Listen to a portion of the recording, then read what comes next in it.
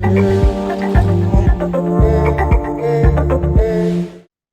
Eric, so this is the third episode in our series, following on from last week's episode where we spoke about confidence and how confidence is essentially that clarity and certainty.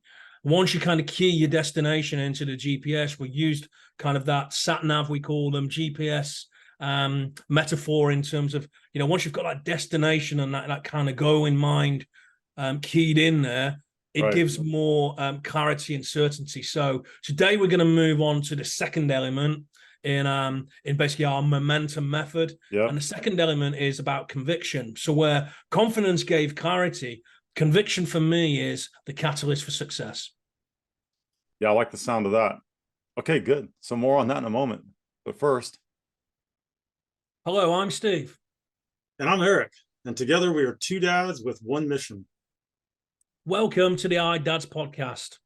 This is the show for dads, all about fatherhood, faith and freedom, one conversation at a time.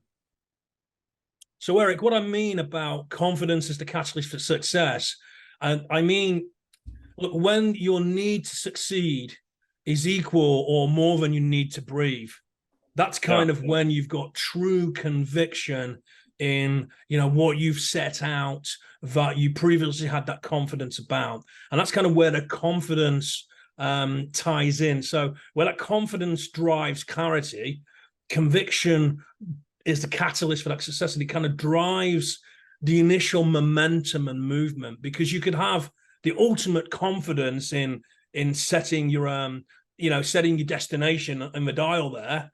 But it hasn't, you haven't set off. The vehicle hasn't moved yet. Yeah, you haven't actually taken any action yet.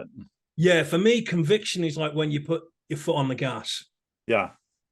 Conviction for me tends to drive action, because in other words, if you feel really passionate about something, then you're going to say or do something in line with that. Right.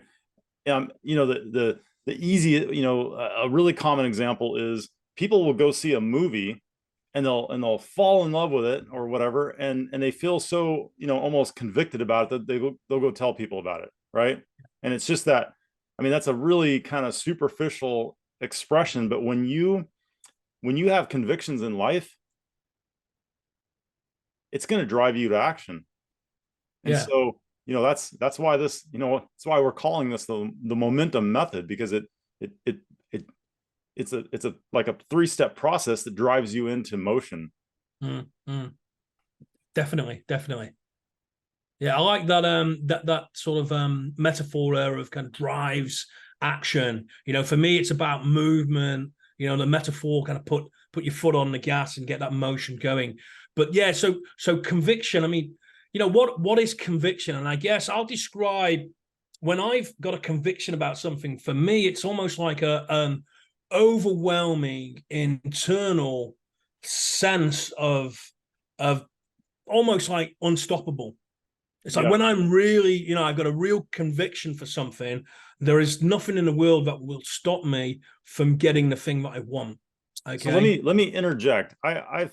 I went and found some quotes that I really liked around the idea of convictions, and I just pulled up 3, but one just really fits what you're saying. And it says, strong convictions precede great actions. Yeah. So it's just a nice, concise, like, if you can keep that in your mind, strong convictions precede great actions.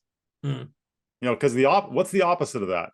No convictions or weak convictions precede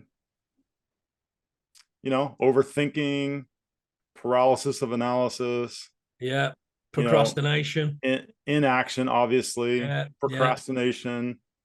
Or, for a lot of men, since that's what we're focused on, fathers, a lot of times it can just lead to kind of this feeling of ineptitude. Like you just don't feel like you're capable of doing something. And I think that if most men would kind of reverse engineer the momentum method, they would probably find that it started with a lack of confidence in some area. A lot of men, when maybe they have their first baby in life, right? A lot of men are like, oh, it's got a poopy diaper, like, and I don't know what to do, and I don't know about you, but I'm not built like that. I just embraced all that stuff. Yeah, same here. Same here. But I know a lot of men, they kind of hold babies like this. They don't know how to kind of embrace that life, because there's some kind of conviction issue or confidence issue that has kind of affected their convictions. So, all right, so let's move on. We got a couple more quotes, but I'm gonna see if it kind of works itself in naturally. Yeah, they often have a way and a habit of doing that for us, for sure. Because I do want to talk about society in general, and I think it applies on this side of the pond as well as yours, but maybe we'll leave that toward the end. I'm not sure, Eric. I'm intrigued now. You know me. I'm curious when you bring something up that is kind of unscripted. I've got to hear more about it. Yeah, secret. Truth be told, Steve and I are kind of unplugged right now. We're not officially calling it that, but we oftentimes have some of our best episodes before we hit the record button, and we've learned that. So now we're kind of pressing record early and just having a conversation, which is what did we say about this podcast? One conversation at a time. One conversation at a time. And that's really what this is about. We're not trying to bring any, airs about this thing. It's just two guys, two fathers, trying to help some other fathers. So it's that simple. Yeah. So let's carry on here. So we got the momentum method. We're talking about convictions. What else? Yeah, well, you just raised society then. So I was curious where you were going. We can just dive into that. Yeah. So the quote is, tolerance is the virtue of the man without convictions. Mm-hmm. So this really speaks to me, because in the United States, it's all about tolerance, right? Except the loudest voices talking about tolerance don't want to tolerate people like me. Mm-hmm. They're very, very intolerant of me. And so tolerance and convictions and virtues all play together. And I think that where we find ourselves in most civilized societies now is that somehow you're supposed to tolerate everything. But if you tolerate everything, that means you have no convictions. And if you have no convictions, it's going to screw up your confidence. It's going to impact your creativity. And it sounds like a beautiful socialist society to me. Yeah. I mean, I've got a different thought as you were describing that. Then my thought process are what I call the dream busters. Okay, dream busters. All right. So yeah, who are the dream busters? This is where, look, you may have some real good conviction in something it is you've set out to do, and in and around you, you've got friends and family and people who love you dearly. Right. But they just don't get, because they're not as bought into your conviction as you are. Okay. And the naysayers. It's like I live my whole life. I live my whole life, and I hope nobody's buying into my convictions the way I'm buying into them. Yeah. You can't do that. You'll never do that. That won't work. And it's really interesting that if they tune in to that noise, long enough, it can sometimes take them off their own path of conviction. And even if it was a strong conviction, it's like, maybe they're right. Maybe this isn't for me. Maybe it won't work out.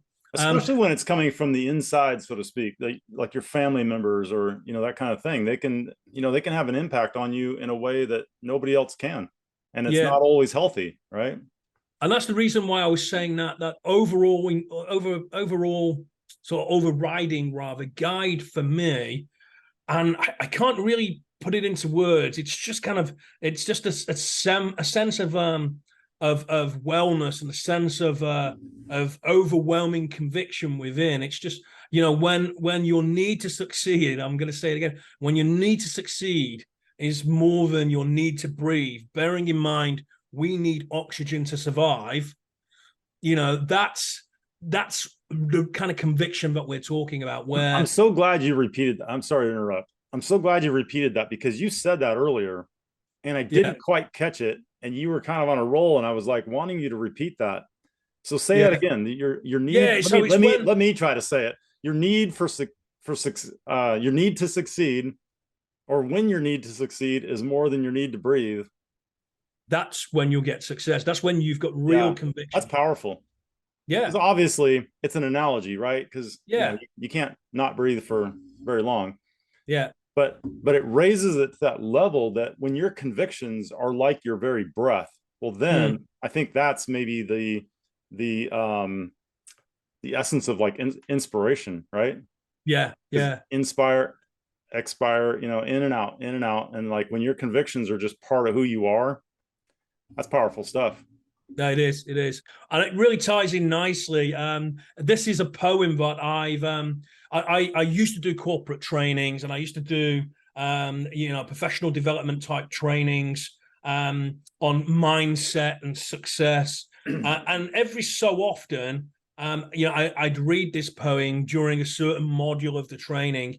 And it's by an American poet, a poet called Burton Braley. And I believe the title of the poem from the 1800s, late 1800s, is called Success. So Success by Burton Braley. Okay. And it simply goes, look, if you want a thing bad enough to go out and fight for it, work day and night for it, give up your time and your peace and your sleep for it, if only desire of it makes you quite mad enough never to tire of it, makes you hold all things tawdry and cheap for it, if life seems all empty and useless without it, and all that you scheme and you dream is about it, if gladly you'll sweat for it, fret for it, plan for it, lose all your terror of God or man for it, if you'll simply go after that thing that you want with all your capacity, strength and sagacity, faith, hope and confidence, stern pertinacity, if neither cold poverty, famished and gaunt, nor sickness nor pain of body or brain can turn you away from that thing that you want, if dogged and grim you besiege and beset it, you'll get it. Wow. And I think that's a wonderful Bravo, poem. Steve. That was a nice read. Yeah, I think that's a wonderful poem. Not the first time I've read it, so it kind of flowed for me there. And when I first heard it, that for me is that the pinnacle of that conviction being that catalyst of success. I mean, those words are really powerful for me. Hopefully you'll rewind this podcast and listen back to that, or just literally Google and look at the written down version of Success by Burton Braley. Should we put that in our show notes? Absolutely, yeah. So it's Success by, what's his name, Bertrand? Burton Braley, BERTONBRALEY, Burton Braley.